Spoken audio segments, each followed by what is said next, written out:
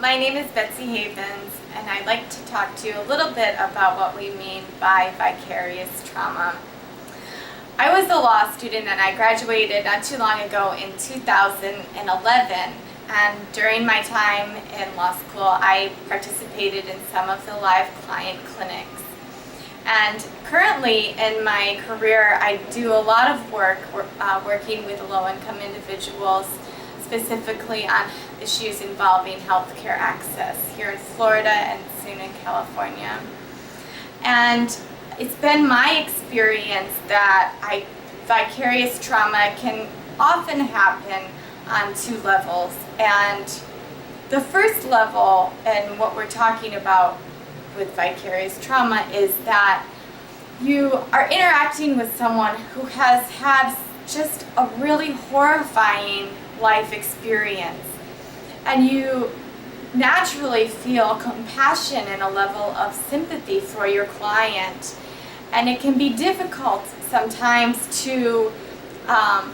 really have empathy for the client without getting lost and taking on that person's experience as your own. And by vicarious trauma, we mean that sometimes people have a tendency of taking that trauma on as their own, and will sometimes experience those kinds of symptoms that someone having first-hand trauma would experience: losing sleep, feeling anxious, feeling unsafe, feeling worried about the things that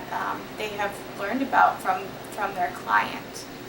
A second level of vicarious trauma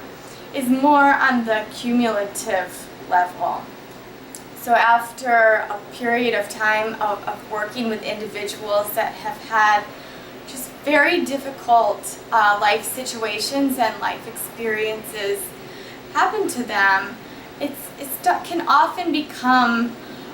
difficult to understand the level of inequity that exists in our world, and the injustices,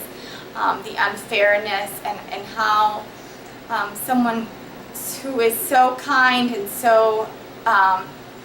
just a dear person can have had all of these really negative circumstances come across. And over time, I think it's often experienced as a level of burnout, or a level of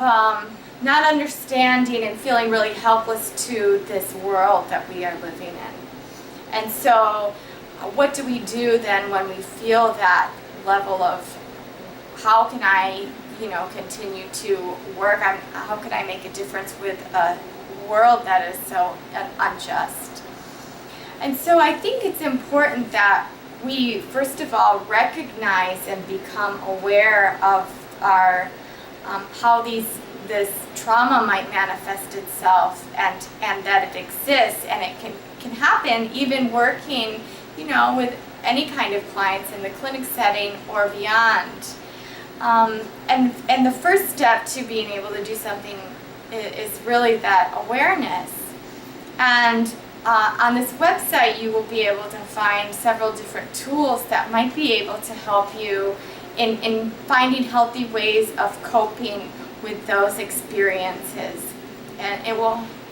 in a way that will help you be able to connect and have compassion for your client, while also keeping you in a position where you are in a healthy space for yourself, and then therefore better able to assist and serve your client with his or her legal needs, or, as we know in the clinic setting, often other kinds of social needs as well.